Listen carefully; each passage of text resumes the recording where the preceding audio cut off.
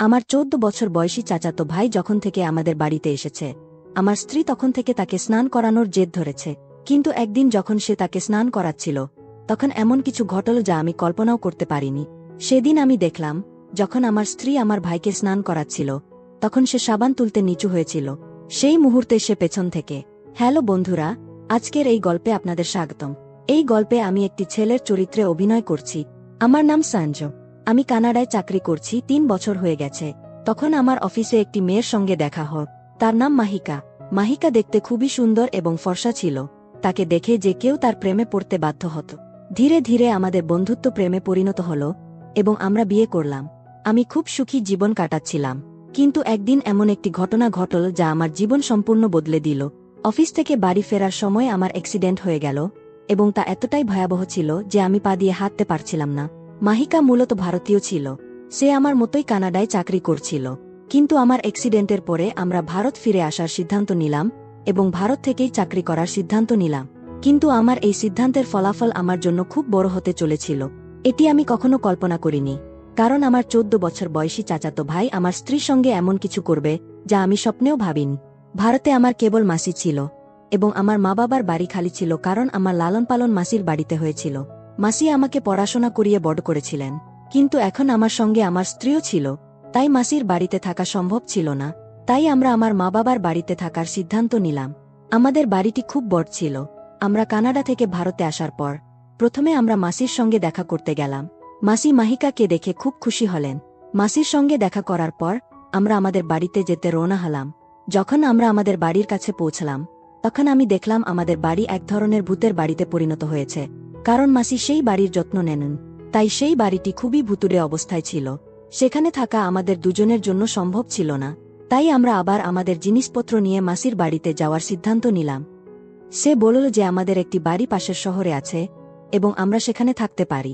মাহিকা আমাকে এই কথাটা অনেক দেরিতে বলেছিল। মাসির বাড়িতে গিয়ে থাকার কোনো মানে ছিল না। তাই আমি মাহিকার বাড়িতে যাওয়ার জন্য সম্মতি দিলাম। মাহিকা একটি ধনী পরিবারের মেয়ে ছিল। ভারতে তাদের অনেক সম্পত্তি ছিল। মাহিকা আর আমি তার বাড়িতে যাওয়ার জন্য রওনা হলাম। যখন আমরা সেখানে পৌঁছলাম, তখন সেই বাড়ি দেখে আমার চোখে আনন্দে জ্বলে উঠ। সেই বাড়িটি কোনো রাজপ্রাসাদের থেকে কম ছিল না। ধীরে ধীরে আমরা সেই বাড়িতে বাসা বাঁধলাম। আমাকে সেই বাড়িতে যেন জামাইবাবুর মতো মনে হচ্ছিল। কিন্তু এখন এটি আমার অসহায়ত্ব ছিল, কারণ আমি হাঁটতে পারতাম না। কিন্তু মাহিকার আমার প্রতি ভালোবাসা এতটুকুও কমেনি। সবকিছু ঠিকঠাক চলছিল। এখন আমাদের বিয়ে হয়েছে 6 মাস। সেদিন রবিবার ছিল। দুপুরে আরাম করে বসেছিলাম, তখন আমার চাচার ফোন এলো। তিনি বললেন যে আর্য যখন থেকে জানতে পেরেছে যে তুমি ভারতে এসেছ, তখন থেকে সে তোমার কাছে আসার জেদ করছে। আমি চাচাকে আর্যকে আমার কাছে পাঠানোর জন্য সম্মতি দিলাম। পরের দিন সকালে আর্য দরজায় দাঁড়িয়েছিল। সে আমাকে দেখে খুব খুশি হল। সে আমাকে দেখেই দরজায় জড়িয়ে ধর। তার সঙ্গে দেখা করার পর আমি তাকে ফ্রেশ হওয়ার জন্য আমাদের বাড়ির বাথরুমে পাঠিয়ে দিলাম এবং আমি আমার ঘরে চলে গেলাম। কিছুক্ষণ পর আর্য আমাকে খুঁজতে খুঁজতে আমার ঘরে এলো। যেমনই সে আমার ঘরে এলো, ঠিক তেমনি আমার ঘরের বাথরুম থেকে মাহিকা বেরিয়ে এলো। মাহিকা আর আর্যের এখনো দেখা হয়নি এবং তাদের প্রথম দেখা হওয়া এমনভাবে হলো যে আমরা সবাই অবাক হয়ে গেলাম। মাহিকাকে সেই অবস্থায় দেখে আর্য অবাক হয়ে গিয়েছিল। সে দরজায় দাঁড়িয়েছিল কিন্তু তার হাবভাব বদলে গিয়েছিল। তখন মাহিকা আর্যকে দেখে আবার বাথরুমে চলে গেল। তখন আর্য মাথা নিচু করে চুপচাপ সেখান থেকে চলে গেল। আমরা যে ঘরটি আর্যকে থাকার জন্য দিয়েছিলাম, সেই ঘরে বাথরুম সংযুক্ত ছিল না, তাই আর্য সাধারণ বাথরুমে যাচ্ছিল। কিছুক্ষণ পর আমি হলে এলাম। তখন আর্য আরাম করে সোফায় বসে টিভি দেখছিল। যখন আমি তার কাছে গেলাম, তখন তার হাবভাব এমন ছিল যেন কিছু সময় আগে কিছুই ঘটেনি। চলে যাক, সে কেবল 14 বছরের ছেলে ভেবে আমি সেই বিষয়টিকে আর ততটা গুরুত্ব দিলাম না। কিন্তু সে 14 বছরের ছেলে শীঘ্রই তার খেলা দেখাতে চলেছিল, এই বিষয়ে আমার ধারণাও ছিল না। আর্য বলল, সঞ্জয় ভাইয়া, আমি কত বছর ধরে আপনার অপেক্ষা করছিলাম। আজ আপনাকে দেখে খুব আনন্দ হচ্ছে। কিন্তু এখনো ঠিকমতো ভাবির সঙ্গে দেখা হয়নি। আমরা দুজন কথা বলছিলাম, তখন মাহিকা সেখানে এসে গেল। মাহিকাকে দেখে আর্য তার দিকে দূরে গেল এবং তাকে জড়িয়ে ধর। 14 বছর বয়স হওয়ার কারণে মাহিকা তাকে ছোট মনে করে আদর করতে লাগল। কিন্তু মাহিকার এই আদর তাকে খুব মহামূল্য হতে চলেছিল এবং সম্ভবত সে এটি শীঘ্রই বুঝতে পারবে। আর্য এমন দেখাচ্ছিল যেন কিছু সময় আগে কিছুই ঘটেনি। আমি ভেবেছিলাম সম্ভবত সে সেই ঘটনাটি ভুলে গেছে এবং এটি তার প্রথম অভিজ্ঞতা ছিল এমন কিছু দেখার। তাই সে সেই ঘটনাটিকে উপেক্ষা করেছিল এবং আমিও তা উপেক্ষা করেছিলাম। কিন্তু সেই সময় মাহিকাও একদম স্বাভাবিকভাবে আচরণ করছিল। তার উপর সেই ঘটনার কোনো প্রভাব দেখা যাচ্ছিল না, তার আচরণ থেকে এমনটাই মনে হচ্ছিল। তারপর আর্য আমাকে বলতে লাগল, ভাইয়া মনে হচ্ছে আপনি কানাডায় অনেক টাকা উপার্জন করেছেন, কারণ আপনার বাড়িটি কোনো রাজপ্রাসাদের থেকে কম নয়। তখন আমি বেশি কিছু না বলে শুধু সায় দিয়েছিলাম। তারপর সে বলল, আমি আপনার পুরো বাড়িটি দেখতে চাই। আমি তাকে বাড়ি দেখাতে যাচ্ছিলাম, তখন আমার ফোন বেজে উঠ। আমি ফোনটা ধরলাম এবং জানতে পারলাম যে আমার একটি জরুরি এবং গুরুত্বপূর্ণ মিটিং আছে। তাই আমি আমার হুইল চেয়ার চালিয়ে আমার ঘরে চলে গেলাম। আমার খুবই গুরুত্বপূর্ণ মিটিং ছিল, তাই মিটিংয়ে অনেক সময় চলে গেল। মিটিং শেষ হওয়ার পর যখন আমি আমার ঘর থেকে বের হলাম, তখন আমি আর্য এবং মাহিকাকে কোথাও দেখতে পেলাম না। আমি আর্যকে তার ঘরেও খুঁজতে গেলাম, কিন্তু তাকে সেখানে পেলাম না। তারা দুজন কোথায় গেল এর কোনো ধারণা আমার ছিল না।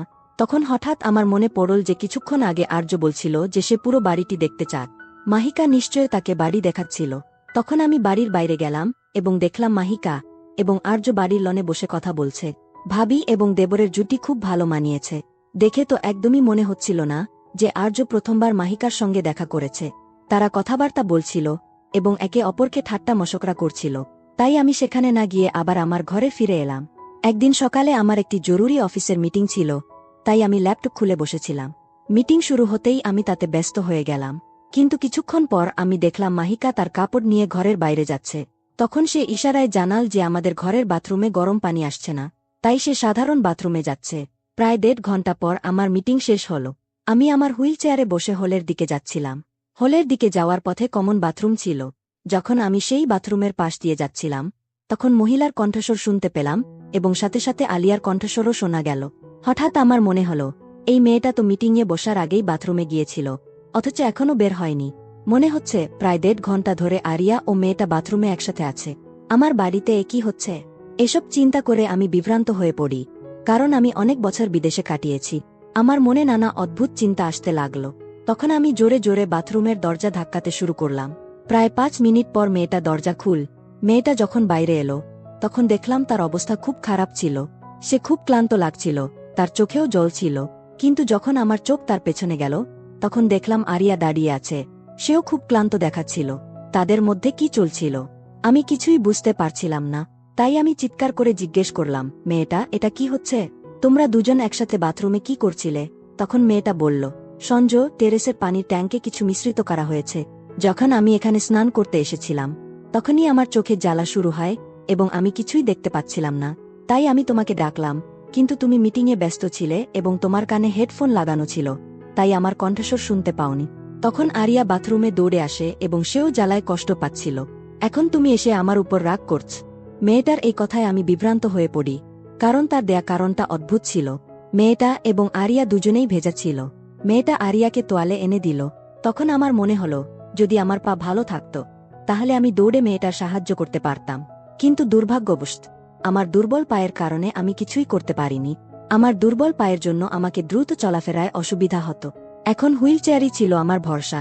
মেয়েটা আমার উপর খুব রাগ করেছিল, তাই তার রাগ কমানোর জন্য সেই রাতে আমি তার কাছে গেলাম। কিন্তু সে আমার কাছে আসতে অস্বীকার করল। আমি তার চুলে আদর করতে লাগলাম, কিন্তু সে রেগে গিয়ে আমার হাত সরিয়ে দিয়ে হলের দিকে চলে গেল। তখন আমিও কোনোভাবে হুইল চেয়ারে বসে তাকে মানাতে হলের দিকে গেলাম। শেষ পর্যন্ত মেয়েটা আমাকে ক্ষমা করল এবং আমরা আমাদের বেডরুমে চলে গেলাম। ঘরে ঢুকেই আমি তাকে জড়িয়ে ধরলাম। আমাদের স্বামী স্ত্রীর সম্পর্ক আরও গভীর হতে লাগল। কিন্তু ঠিক তখনই আরিয়া হঠাৎ করে আমাদের ঘরে ঢুকে পড়ল। তাকে হঠাৎ ঘরে দেখে আমরা দুজনেই অবাক হয়ে গেলাম। তখন আরিয়া বলল, ভাইয়া, আমাকে গেম খেলার জন্য আপনার মোবাইলটা দরকার। তখন আমি আরিয়াকে বললাম, আরিয়া, এখন আমার বিয়ে হয়ে গেছে, তাই ঘরে ঢোকার আগে দরজা নক করতে হবে। সে সরি বলে মোবাইলটা নিয়ে চলে গেল, কিন্তু তার মুখে কোনো অনুভূতি ছিল না। সে একেবারে নিষ্পাপ মুখে এসে চলে গেল। তখন মেয়েটা আবার রেগে গিয়ে ঘুমাতে চলে গেল। মেয়েটার মেজাজ দিন দিন খারাপ হচ্ছিল, কারণ আমার কাজের চাপ অনেক বেড়ে গিয়েছিল। তাই আমি দীর্ঘ সময় ধরে আমার কাজে ব্যস্ত থাকতাম। আমাকে বাড়ি থেকেই কাজ করতে হতো। কিন্তু এখন আমার খাওয়ার সময়ও পাওয়া যেত না। যখনই আমি একটু ফাঁকা সময় পেতাম, তখন দেখতাম মেয়েটা আরিয়ার সাথে কথা বলছে। আগে যখনই আমার কিছু দরকার হতো এবং আমি ঘর থেকে মেয়েটাকে ডাকতাম, তখন সে সবকিছু তাড়াতাড়ি এনে দিত। কিন্তু এখন ধীরে ধীরে মেয়েটা আমার কণ্ঠস্বর শুনেও প্রতিক্রিয়া দেওয়া বন্ধ করে দিয়েছিল। একদিন আমাকে অফিসের কাজে বাইরে যেতে হলো। সব ব্যবস্থা আমার কোম্পানিই করেছিল, তাই সেই দিন সকালে আমাকে নিতে কোম্পানির গাড়ি আসার কথা ছিল। কিন্তু সেই দিন সকালে মেয়েটা কমন বাথরুমে এতক্ষণ ছিল যে আমি তাকে ডাকতে ডাকতে ক্লান্ত হয়ে গেলাম। কিন্তু সে বাথরুম থেকে বের হতে প্রস্তুত ছিল না। আমাকে কাজে যেতে দেরি হচ্ছিল, তাই আমার রাগ হতে লাগল। ঠিক তখনই মেয়েটা বাইরে এলো। আমি তাকে জিজ্ঞাসা করলাম, তুমি এতক্ষণ বাথরুমে কি করছিলে? তখন সে রেগে গিয়ে বলল, এই বাথরুমে আমি যতক্ষণ খুশি থাকতে পারি, তুমি আমাকে কিছুই জিজ্ঞাসা করতে পারো না। আর হ্যাঁ, তুমি এই বাথরুম ব্যবহার করতে পারবে না। যদি তুমি এই বাথরুম ব্যবহার করতে চাও, তবে 5 মিনিটের বেশি থাকতে পারবে না। যখনই আমি চাইব, আমি এই বাথরুমে যতক্ষণ খুশি থাকতে পারি, এবং তখন আমাকে ডিস্টার্ব করতে আসবে না। নিলে আমি তোমাকে তালাক দিয়ে দেব। মেয়েটার এই আচরণ আমার বোধগম্য হচ্ছিল না। আমি কখনো ভাবিনি যে সে আমার সাথে এভাবে কথা বলবে। তখন আরিয়া এই দৃশ্য দেখছিল। সেই বাথরুমে কি ছিল যা মেয়েটা আমাকে তালাক দিতে প্রস্তুত ছিল, এবং এত ছোট কারণে? তখন আমাকে কাজে যেতে হচ্ছিল, তাই আমি এই বিষয়ে বেশি মনোযোগ দিইনি। কিছুক্ষণ পরেই কোম্পানির গাড়ি আমাকে নিতে এসে গেল, এবং আমি চলে গেলাম। প্রায় 5 দিন পর আমি বাড়ি ফিরে এলাম। বাড়ি এসে দেখলাম মেয়েটা খুব ক্লান্ত দেখাচ্ছিল, এবং এখন সে বাথরুমে অনেকক্ষণ ধরে বসে থাক। একদিন আমি বাথরুমে 5 মিনিটের বেশি ছিলাম, তখন মেয়েটা সেখানে এসে আমাকে বাথরুম থেকে টেনে বের করে দিল। তার এই আচরণ আমি কিছুই বুঝতে পারছিলাম না। তার এই আচরণ কিছুদিন ধরেই শুরু হয়েছিল, কিন্তু এর পিছনে আসল কারণ কি ছিল তা আমাকে জানতে হতো, নইলে আমাদের সংসার ভেঙে যেত। কারণ মেয়েটা সেই অনুযায়ী আচরণ করছিল, কিন্তু আমার দুর্বল পায়ের কারণে আমি কিছুই করতে পারছিলাম না। আমাদের ঝগড়ার কারণ ছিল সেই বাথরুম, তাই সেই বাথরুমে আসলে কি ছিল তা দেখার জন্য আমি সেখানে গেলাম। সেদিন মেয়েটা কেনাকাটার জন্য বাজারে গিয়েছিল। আমাকে সেই বাথরুমে যেতে কেউ আটকাতে পারবে না। আরিয়া তার সাথেই গিয়েছিল। বাড়িতে একা থাকায় আমি হুইল চেয়ারে ধীরে ধীরে সেই বাথরুমে পৌঁছালাম।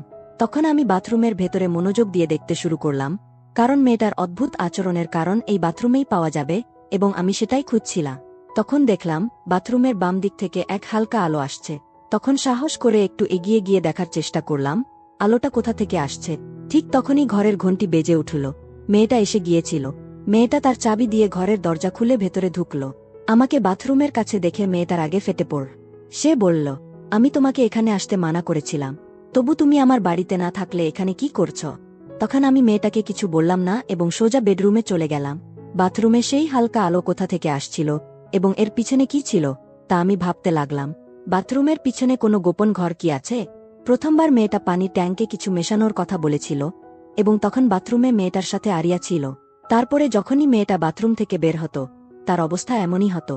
এমন আরিয়ার সাথে যাওয়ার পর এর মানে এই যে বাথরুমের পিছনে একটি গোপন ঘর আছে, যেখানে মেয়েটা কোনো ভুল কাজ করছিল, এবং তার প্রয়োজনীয় জিনিসপত্র পাওয়া যাওয়ার কারণে তার আমার প্রতি আগ্রহ কমে গিয়েছিল। তাই সে আমার উপর এত বিরক্ত ছিল। আমি এমনই ভাবছিলাম। আরেকটি বিষয় আমার নজরে এসেছিল।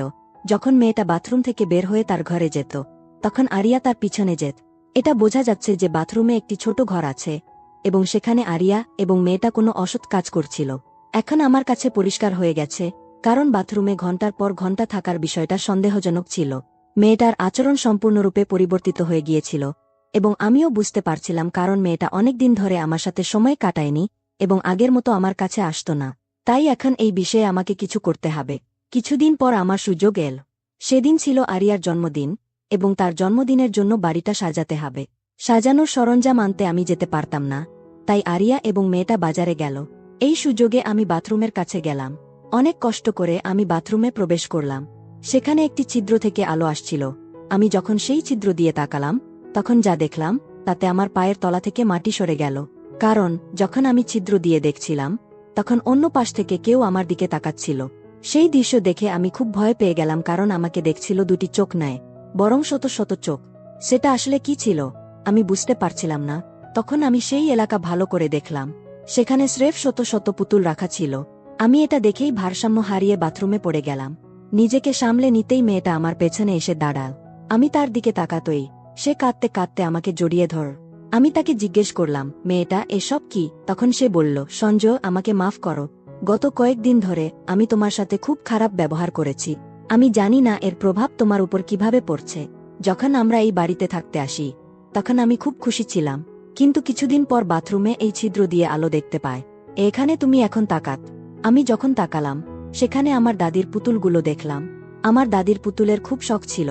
তার কাছে শত শত পুতুল ছিল, কিন্তু সেই পুতুলগুলো দেখার পর থেকেই আমার মধ্যে এক অদ্ভুত নেতিবাচকতা আসতে শুরু করে। আমি আমার দাদিকে খুব মিস করতে শুরু করি। তাই যখনই বাথরুমে যাই, ঘণ্টার পর ঘণ্টা কাঁদি এবং কাঁদতে কাঁদতে এমন অবস্থা হয় যা তুমি আমাকে বাইরে দেখো। এই সব শুনে আমি বুঝতে পারছিলাম না যে কি করব। আমি ভেবেছিলাম মেয়েটার এই অবস্থার কারণ কিছু এবং অন্য কিছু, কিন্তু আসলে সে আবেগগতভাবে আটকে ছিল। ঠিক তখনই আরিয়া এসে আমাকে হুইল চেয়ারে বসালো। সে বলল, সঞ্জয় ভাইয়া, আমি প্রতিদিন মেয়েটার এই কান্না দেখতাম। বাথরুম থেকে বের হয়ে আমি তাকে জিজ্ঞেস করার চেষ্টা করতাম, কিন্তু সে আমাকে কিছুই বলতো না। সে নিজেই ভেতরে ভেতরে কষ্ট পাচ্ছিল, এবং এই জন্য তার এই অবস্থা। মেয়েটা তার দাদিকে খুব ভালোবাসত, তাই সে আবেগগতভাবে সেই জিনিসগুলোতে আটকে ছিল। তাকে এই মানসিক অবস্থা থেকে বের করা খুব জরুরি ছিল। এজন্য আমি আমার এক মনোবিদ বন্ধুর সাহায্য নিয়েছিলাম, এবং ধীরে ধীরে মেয়েটা এখন সেই সব কিছু থেকে বেরিয়ে আসছে। বন্ধুরা, মানুষ কখন কোথায় এবং কিতে আটকে যাবে এবং তার কি অবস্থা হবে আমরা বলতে পারি না। তাই আমাদের মনের কথা বলার জন্য সবার একজন না একজন থাকা উচিত।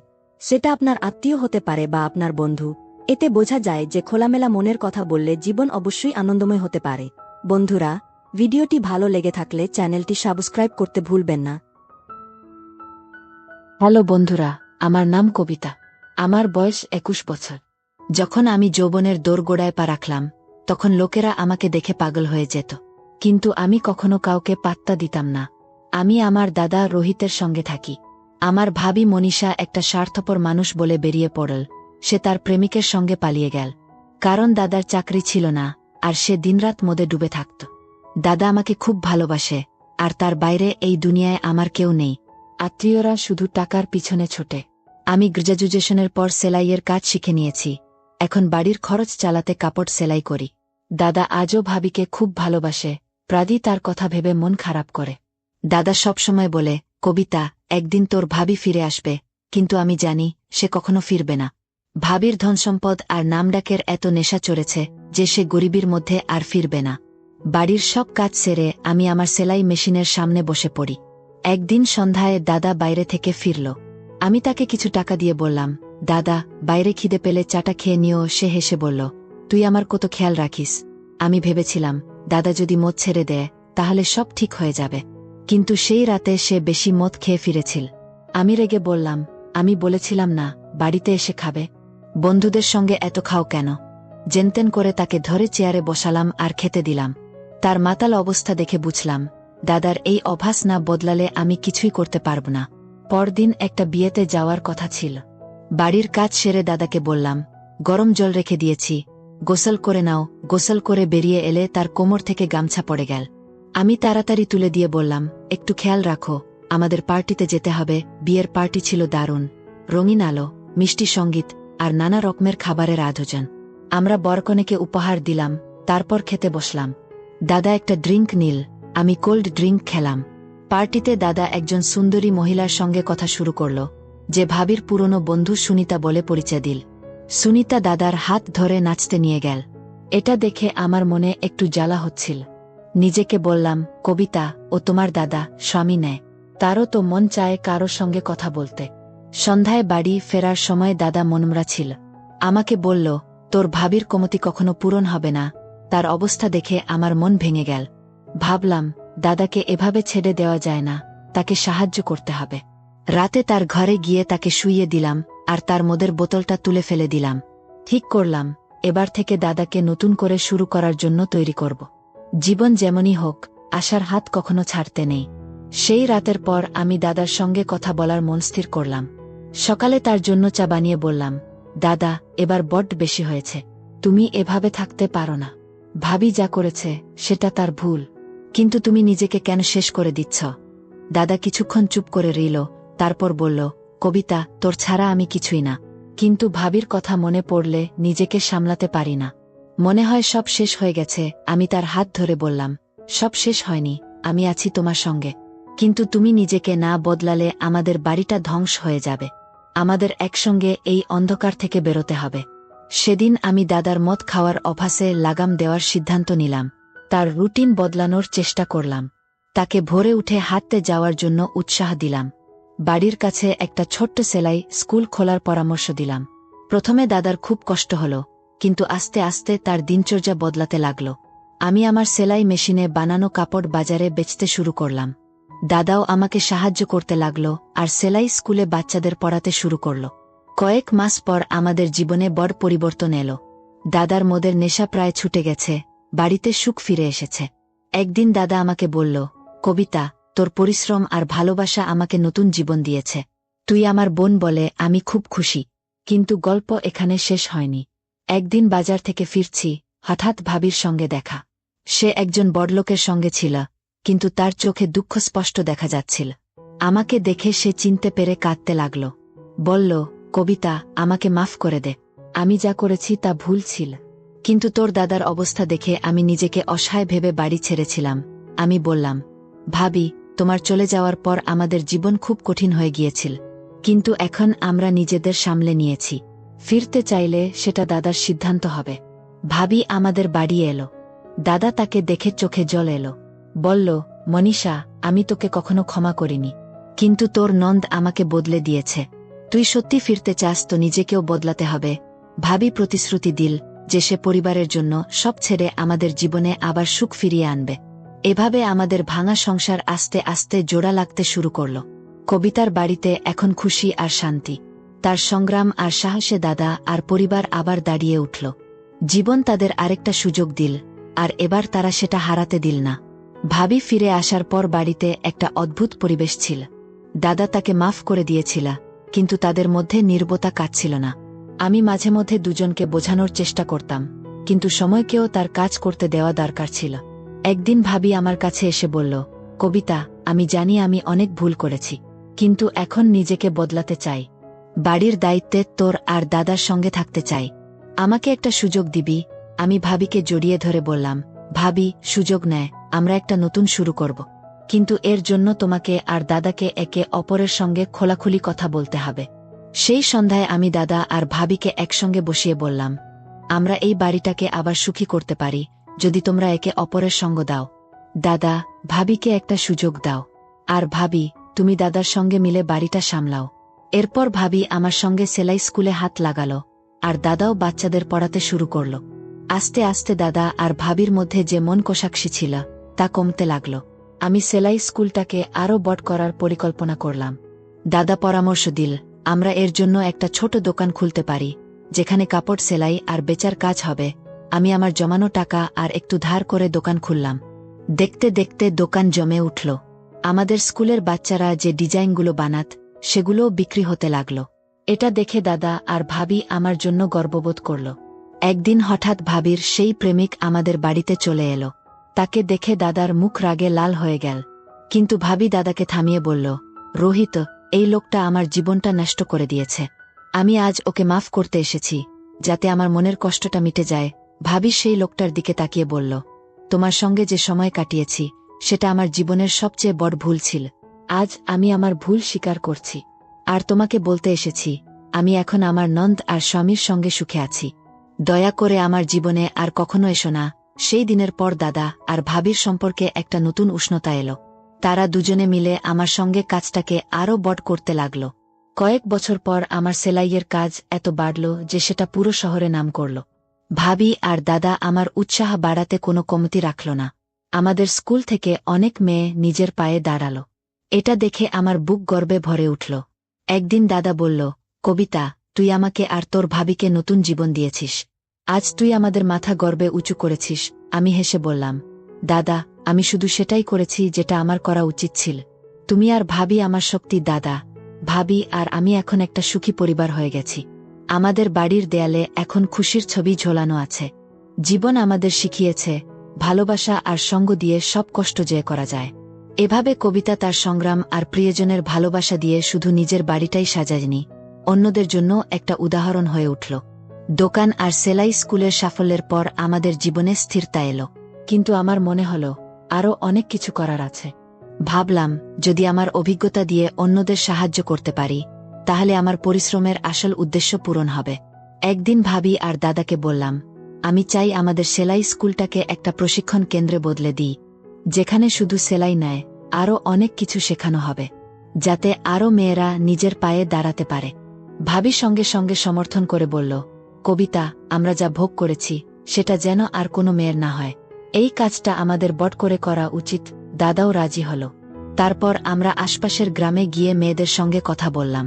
তাদের আমাদের কেন্দ্রে এসে নতুন কিছু শেখার জন্য উৎসাহ দিলাম। প্রথমে কিছু মেয়ে ইতস্তত করল, কিন্তু আস্তে আস্তে তাদের সংখ্যা বাড়তে লাগল। তবে এটা এত সহজ ছিল না।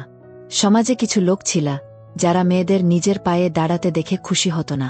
তারা আমাদের তিরস্কার করে বলতো, মেয়েদের কাজ বাড়ি সামলানো, এসব চাকরি বাকরি তাদের জন্য নয়।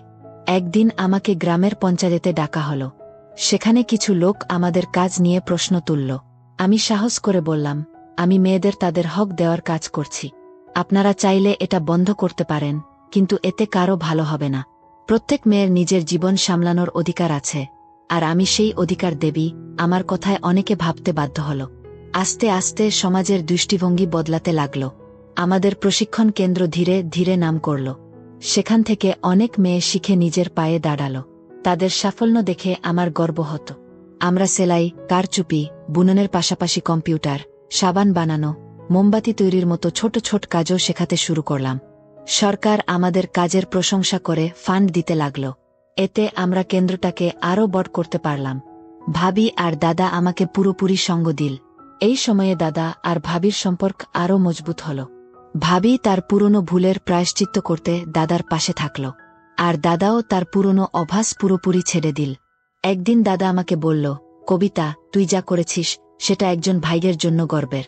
আমি আর তোর ভাবি প্রতিদিন তোর জন্য ভগবানের কাছে কৃতজ্ঞতা জানাই।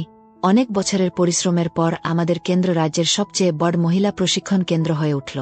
আমি জীবনে ঠিক করলাম, প্রতিটি মেয়ের নিজের পায়ে দাঁড়ানোর সুযোগ পাওয়া উচিত। আমাকে অনেক জায়গা থেকে সম্মান দেওয়া হলো। লোকেরা তাদের গল্প আর সমস্যা নিয়ে আমার কাছে আসতে লাগল। বুঝলাম, আমার সংগ্রাম আর অভিজ্ঞতা শুধু আমাকে নেয়, অন্যদেরও শক্তি দিয়েছে। একদিন দাদা বলল, কবিতা, তোর জন্য একটা সম্বন্ধ এসেছে। ছেলেটা পড়াশোনা করা, বুদ্ধিমান। আমি বললাম, দাদা, আমি জীবনে বিয়ের জায়গা দেব, কিন্তু যখন আমার কাজ পুরোপুরি স্থিতিশীল হবে। এখনো আমার স্বপ্ন পূরণ হয়নি। দাদা হেসে বলল, ঠিক আছে আমার বোন, তোকে তোর সব স্বপ্ন পূরণ করার পুরো স্বাধীনতা আছে। এভাবে কবিতা শুধু নিজের পরিবারকে বাঁচালো না, সমাজের অনেক মেয়েকে নতুন পথ দেখালো। তার গল্প আজও মানুষের কাছে প্রেরণার উৎস হয়ে আছে। তো বন্ধুরা, এই ছিল আজকের গল্প। তোমাদের গল্পটা কেমন লাগলো দয়া করে তোমাদের মতামত কমেন্টে জানিও। গল্পটা ভালো লাগলে ভিডিওটা লাইক করো, চ্যানেলে সাবস্ক্রাইব করো, আর বেল আইকনটা অন করে রাখো, যাতে আমাদের নতুন ভিডিওর খবর তোমাদের কাছে তাড়াতাড়ি পৌঁছায়। হ্যালো বন্ধুরা, আমার নাম মনোজ, আর এই গল্পটা সেই সময়ের যখন আমরা পাটনায় থাকতাম। আমাদের বাড়ির সামান্য দূরত্বেই ছিল একটা ফাঁকা মাঠ, যেখানে প্রতিদিন বিকেলে আমরা ক্রিকেট খেলতাম। কিন্তু দুর্ভাগ্যক্রমে এই মাঠের একদম পাশে ছিল সাবিত্রী আন্টির বাড়ি। তারা বেশি দিন হয়নি এখানে এসেছেন। আমরা এখনো তাদের ভালো করে চিনতাম না। পুরো বাড়িতে আমরা শুধু এই দম্পতিকেই দেখতাম। আঙ্কেল সকালে কাজে চলে যেতেন আর ফিরতেন রাত গভীরে। ফলে দিনের বেশিরভাগ সময়ে সাবিত্রী আন্টি একাই থাকতেন। আশেপাশের কেউই ঠিকমতো জানত না তারা কেমন মানুষ, কোথা থেকে এসেছেন। আন্টিও তেমন কারো সঙ্গে মিশতেন না, আর কেউ তাদের বাড়ির কাছেও যেত না। আমাদের খেলায় সবচেয়ে বড় সমস্যা ছিল, যখনই আমরা ব্যাটিং করতাম আর একটু জোরে শট লাগত, ব্যাস, বল গিয়ে পড়ত ঠিক আন্টির বাড়ির ভেতরে। আর কি কপাল, আন্টি শুধু যে বল ফেরত দিতেন না, উল্টো বেরিয়ে এসে আমাদের ঝাড়িও দিতেন। আমরা যথাসাধ্য চেষ্টা করতাম যেন বল তাদের বাড়িতে না যায়, কিন্তু তারপরও প্রায় প্রতিদিনই অন্তত একটা বল ওই বাড়িতে হারিয়ে যেত। নতুন নতুন বল কিনতে কিনতে আমরা সবাই হাঁপিয়ে উঠেছিলাম। অবশেষে আমরা একটা সিদ্ধান্ত নিলাম, যে ছেলের ব্যাটিংয়ে বল আন্টির বাড়িতে যাবে তাকেই নতুন বল কিনতে হবে। এই সিদ্ধান্তের পর আমরা আরও সতর্ক হয়ে খেলতে লাগলাম। কিন্তু খেলায় আবেগ বলে একটা ব্যাপার থাকে, তাই মাঝে মাঝে কারো না কারো ব্যাট থেকে জোরালো শট যেতেই থাকত, বিশেষ করে যখন বলটা একটু ঢিলেঢালা আসত। বন্ধুরা, ভাগ্য বলে একটা ব্যাপার আছে, আর সেটা সবার জীবনে কখনো না কখনো খারাপ দিক থেকেই ধারা দেয়। সেই দুর্ভাগ্য একদিন আমারও হলো। আমি ব্যাটিং করছিলাম, আর আমার এক বন্ধু যেন ইচ্ছে করেই আমাকে একের পর এক সহজ বল দিচ্ছিল। প্রথমে আমি পাত্তা দিইনি, কিন্তু সে যখন ক্রমাগত এটা করতে লাগল, তখন আর মাথা ঠিক রাখতে পারলাম না। রাগের মাথায় ব্যাট চালিয়ে দিলাম, আর যা হবার তাই হলো। বলটা খুব জোরে উড়ে গিয়ে সোজা গিয়ে পড়ল আন্টির বাড়ির ভেতরে। শট খেলার আনন্দ যতটা হয়েছিল, ততটাই ভয় পেয়েছিলাম পরক্ষণেই। কারণ আমি জানতাম আমার পকেট তখন একদম ফাঁকা, আর বন্ধুরা তখন চারপাশ থেকে আমাকে চাপ দিতে লাগল, শিগগিরই নতুন বল কিনে আন, খেলা শুরু করতে হবে। কিন্তু সমস্যা একটাই, আমার কাছে এক টাকাও ছিল না। এলাকার দোকানদারও আমাদের বাকিতে বল দেওয়া বন্ধ করে দিয়েছিল, আর বন্ধুরাও আমার মতোই ফকির। শেষমেশ ভাবলাম, যেহেতু নতুন বল কেনার উপায় নেই, তার চেয়ে বরং আন্টির কাছ থেকেই বলটা চাই। যদি ভাগ্য সহায় হয় তাহলে হয়তো ফেরতও পেতে পারি, আর না চাইলে তো বন্ধুদের কাছেই অপদস্থ হতে হবে। এই চিন্তা মাথায় নিয়ে ভয়ে ভয়ে আন্টির বাড়ির দরজায় গিয়ে বেল বাজালাম। আন্টি দরজা খুলে তীক্ষ্ণ চোখে তাকালেন, যেন আমার আশাটা তার জন্য বিরক্তির চূড়ান্ত পর্যায়ে। এরপর বেশ রাগত স্বরে বললেন, কি ব্যাপার?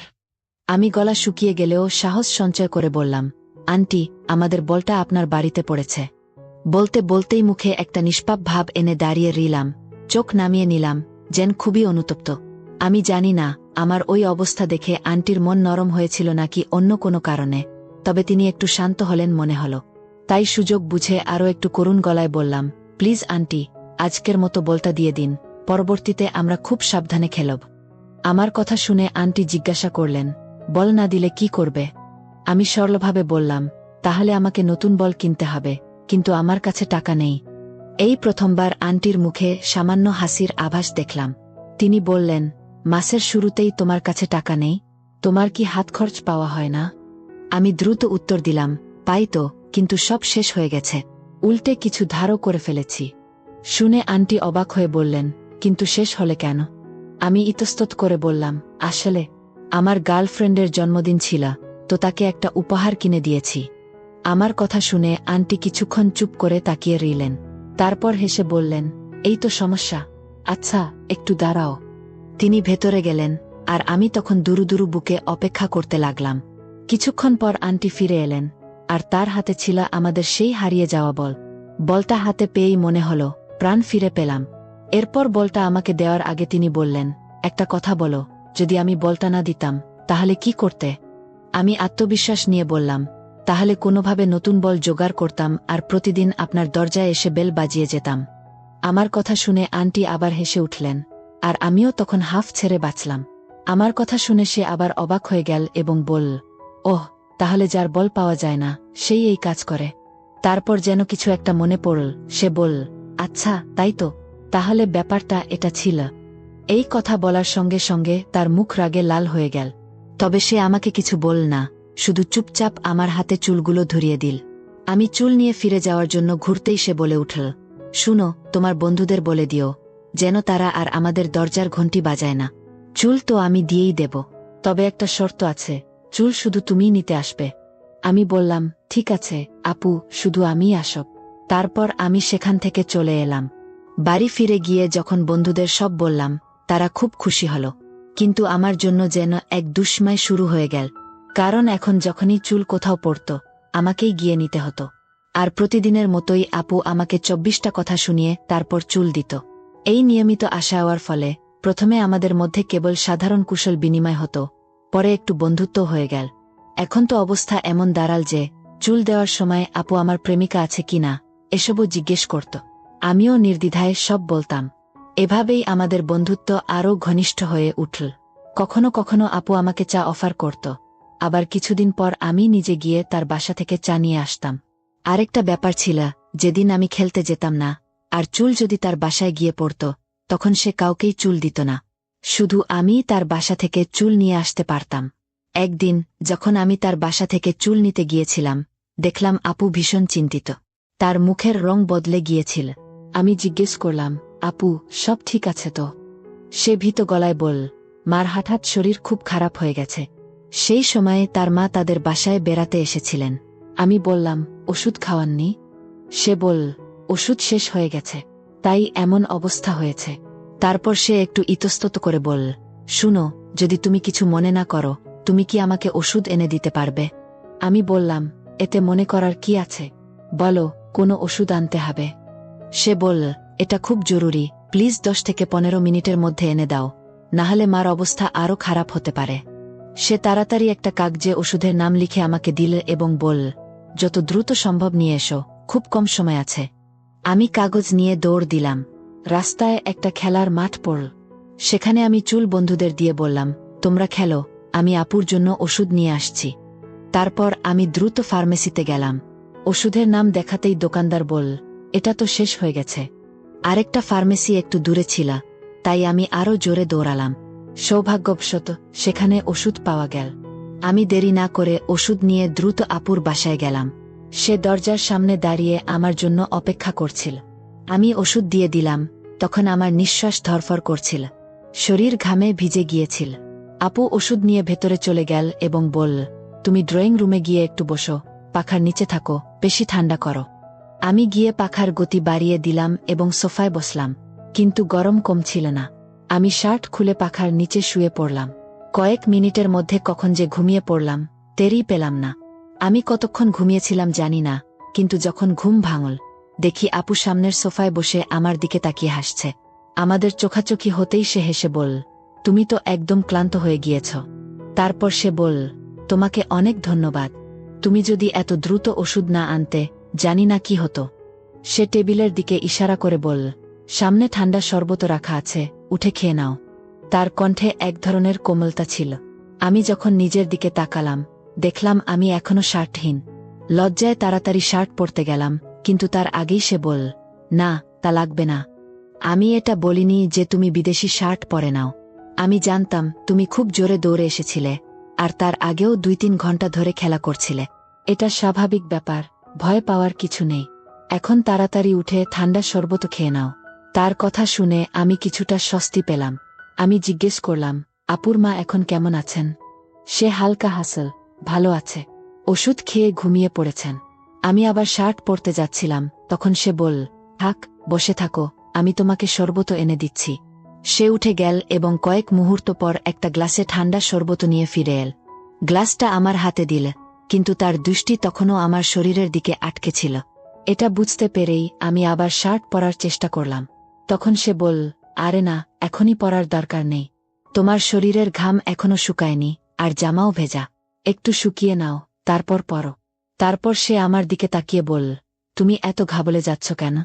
আমি বললাম, না না, আমি মোটেও ভয় পাচ্ছি না। সে আমার দিকে এগিয়ে এসে বলল, বাহ, ভয় পাচ্ছ না, তাই না?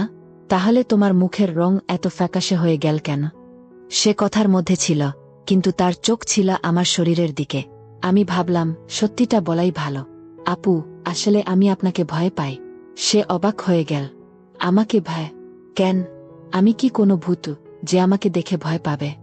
তারপর নিজেই হেসে বল, আমাকে ভয় পেও না, আমরা বন্ধু, তাই তো? আমি খুব রাগী মানুষ, আর আমার রক্তচাপও একটু বেশি। কিন্তু এই রাগ অন্যদের জন্য, তোমার জন্য নয়। কখনো কি তোমাকে রেগে কথা বলেছি? তারপর সে মুচকি হাসল। আমি তখন ছোট ছিলাম, কিন্তু এতটাও ছোট ছিলাম না যে তার ইঙ্গিতগুলো বুঝতে পারব না। তাছাড়া আপুকে আমার বেশ ভালোই লাগত। আমি তার হাত থেকে শরবতের গ্লাস নিয়ে ধন্যবাদ দিলাম। শরবত খেতে খেতে গল্প চলতে লাগল। আমি জিজ্ঞেস করলাম, আপু, তোমরা কজন ভাই বোন? আমার প্রশ্ন শুনে সে এক মুহূর্ত চুপ করে রইল। তারপর অদ্ভুত দৃষ্টিতে আমার দিকে তাকাল। আমরা 5 ভাই বোন। কিছুক্ষণ রুমটা নিস্তব্ধ হয়ে গেল। এমন নীরবতা, যা সাধারণত ঝড় আসার আগে দেখা যায়। আমরা দুজনেই এই নীরবতার ইঙ্গিত বুঝতে পারছিলাম, কিন্তু দুজনেই যেন কিছু জানি না এমন ভাব করছিলাম। সে চোখ নামিয়ে পায়ের আঙুল দিয়ে কার্পেটে আঁকিবুকি কাটছিল, আর আমি চুপচাপ তাকিয়েছিলাম। হঠাৎ একটা বুদ্ধি এল আমার মাথায়। আমি বললাম, আপনিও দেখি বেশ গরম অনুভব করছেন। সে আমার দিকে তাকিয়ে বলল, গরমকালে গরমই লাগবে, তাই না?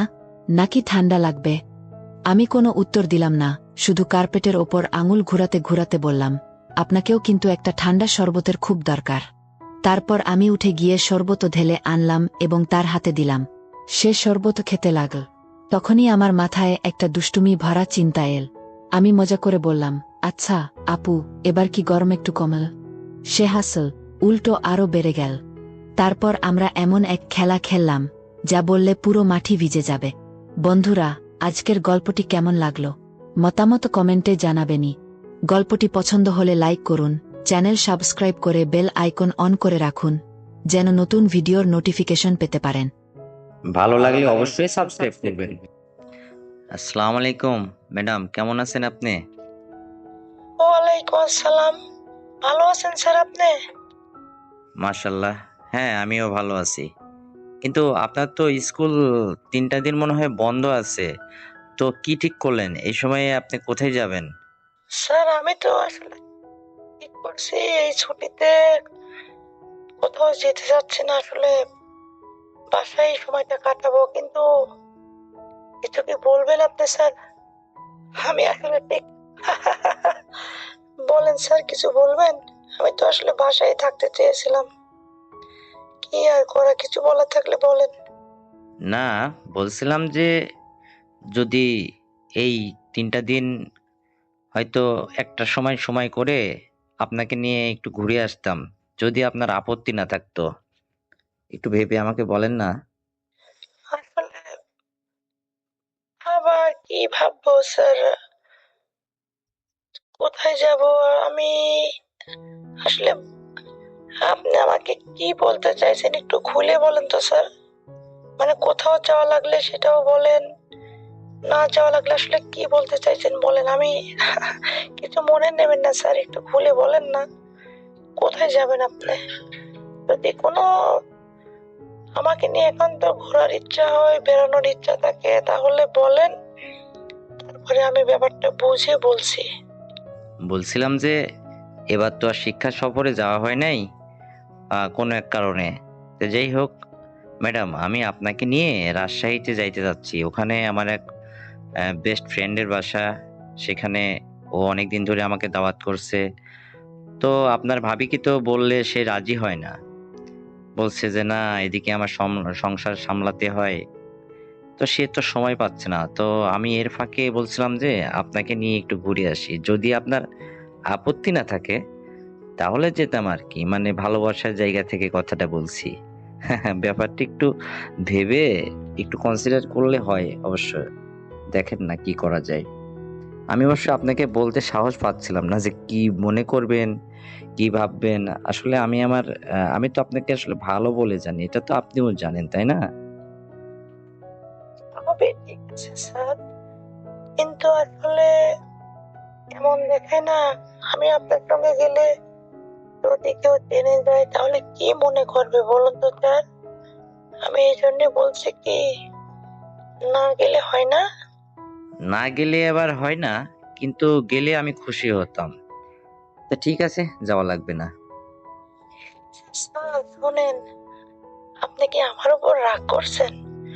রাগ করেন না স্যার, আপনি রাগ করলে আমি খুব কষ্ট পাবো। কারণ আমি কি কখনো আপনার কথার ইচ্ছার বিরুদ্ধে গেছি নাকি? ঠিক আছে, কবে যাওয়া লাগবে আসলে? আগামীকালকে সকালে বেরোলে কি হবে স্যার? হ্যাঁ, অবশ্যই হবে। তাহলে এভাবে বলছিলেন কেন? এটা কি আপনি আমার মন পরীক্ষা নিলেন নাকি? এই যে বলেন স্যার, মন পরীক্ষা নেবে কেন? আসলে আমি এমনি আপনার সঙ্গে একটু মজা করলাম। আমি অবশ্যই যাব স্যার, তবে কেউ যেন ব্যাপারটা না জানে, ঠিক আছে? জানলে কিন্তু আমার সমস্যা হবে স্যার। তারপরে ওখানে যে যা হয় হবে। আমিও আপনাকে আসলে মন থেকে তো চাই, কিন্তু যেহেতু আপনি শিক্ষক, আমি শিক্ষিকা, এইটা মানুষ জানলে কি ভাববে, কি মনে করবে, এই জন্য আর কি স্যার একটু ইতস্ত বোধ করি। এই জন্য মানে ভয়ে ভয়ে ভয়ে থাকি যে মানুষ যাতে না জানে স্যার। তাছাড়া তো আমি গোপনে গোপনে আপনাকে অনেক পছন্দ করি। যদিও আপনার সংসার আছে, তারপরেও মানুষ হিসেবে স্যার আমি আপনাকে অনেক পছন্দ করি, অনেক। তো আর আপনার কাছে কি আমার ইমো নাম্বার আছে স্যার? না, না, আমার কাছে তো আপনার ইমো নাম্বার নাই, শুধু কল নাম্বারটাই ছিল। আপনার ইমো নাম্বারটা একটু দিলেই হয়। ওকে স্যার, আমি বিকাল বেলা আপনাকে ইমো নাম্বারটা অবশ্যই দিয়ে দেবো। আর শোনেন স্যার, ওখানে যে কি আপনার কি কোনো বাজে মতলব আছে নাকি? একটু বললে মনের ভয়টা কাটতো আর কি। বলেন না স্যার। এমন কথা বলেন না ম্যাডাম। আসলে মতলব বলতে কি বোঝাই? আমি আপনার সঙ্গে জাস্ট বেড়াইতে যাব, তারপরে যাই ওখানে আমার মন যা চাইবে আমি তাই করব। কেন, আপনার কি কোনো আপত্তি আছে এতে? ভয় লাগে তো তাই। একটু ভয় হওয়াটাই তো স্যার স্বাভাবিক, তাই না? কারণ আমি একটা মেয়ে মানুষ, তারপরে আপনার সঙ্গে যাব। আপনার ফ্রেন্ডের বাসায় যে যদি আপনার কোনো অন্য কোনো মতলব থাকে তাহলে তো এটা জেনে যাওয়াটাই ভালো। যাবো তো আমি অবশ্যই, আপনাকে যেভাবে খুশি করা লাগে আমি করব, কারণ আমি আপনাকে ভালোবাসি স্যার। এটা প্রকাশ করতে পারি না তাই। এটা তো আপনি ভালো করেই জানেন স্যার। এই জন্য তো বলছি, আমার মধ্যে আপনার প্রতি একটা কনফিডেন্স বিশ্বাস আছে যে হ্যাঁ আমি বললেই হবে। কিন্তু আসলে আমরা শিক্ষক শিক্ষিকা আমাদের মান সম্মান বজায় রেখে সমাজে চলতে হয়। আমাদের দ্বারা যদি অশ্লীলতা সমাজে ছড়ায় পড়ে বা কেউ জানতে পারে তাহলে আমরা শিক্ষা জাতির মেরুদণ্ড। আমাদের দ্বারাই মানুষ শিক্ষা পায়, ছাত্র ছাত্রীরা শিক্ষা পায়। কিন্তু আমাদের দ্বারা যদি এমন কোনো কিছু ঘটে সেটা যদি একটা দৃষ্টান্ত হয়ে থাকে তাহলে আমরা শাসক হলাম কিভাবে, তাই না? এই জন্য বলছি কি যে এটা খুব গোপনে এবং ধীরে, কারণ আমিও মানুষ, আমারও তো একটা মন আছে, তাই না? এই জন্য বলছিলাম আর কি। তো ঠিক আছে।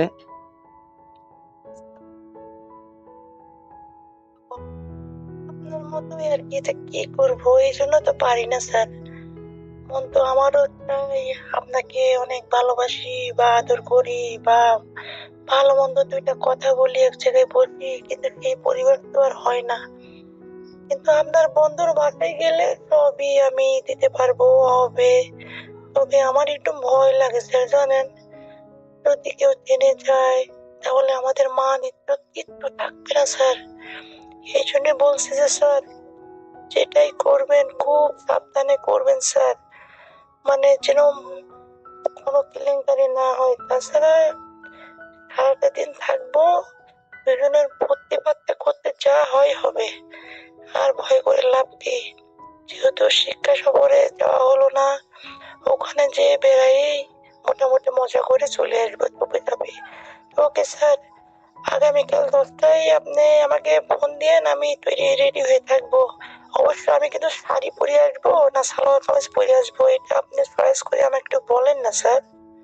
ম্যাডাম, যেহেতু এটা আমাদের একটু লং জার্নি, তো আমি মনে করি সালোয়ার কামিজ পরে আসলেই ভালো হয়। এখন সেটা আপনার ব্যাপার। স্যার, আমি তো আসলে এটাই বলছিলাম যে শাড়ির চেয়ে আসলে সালোয়ার কামিজ পরলে আমার জন্য ভালো হয়। মানে শাড়ি পরে বেশি একটু অভ্যস্ত না আমি, আমি আগের থেকে স্যার এরকম। ঠিক আছে স্যার, সালোয়ার কামিজ পরে আসবো, একটু সেজে গুজে আসবো, আপনি তৈরি থাকেন। স্যার আমি এখন রাখছি, নাকি আর কিছু বলবেন স্যার? না, না, আমার আর কোনো কিছু বলার নেই। আমি আসলে যেটা ভয় পাচ্ছিলাম যে ম্যাডাম আপনি যাবেন কি না যাবেন, তো আমার তো হয়েই গেল। আমি এখন মহা খুশি। আমার চেয়ে পৃথিবীতে আর এখন আর কেউ খুশি নেই। তো ঠিক আছে, আগামীকাল 10টায় আসবো এবং সাক্ষাতে কথা হবে, দুজনে ঘুরে আসবো। ঠিক আছে? আপনি রেডি হয়ে চলে আসবেন। আমি আপনাকে ফোন দিলে চলে আসবেন, ওকে? স্যার এটাই হবে আর কি। ভালো থাকবেন, নিজের যত্ন নেবেন। আল্লাহ হাফেজ।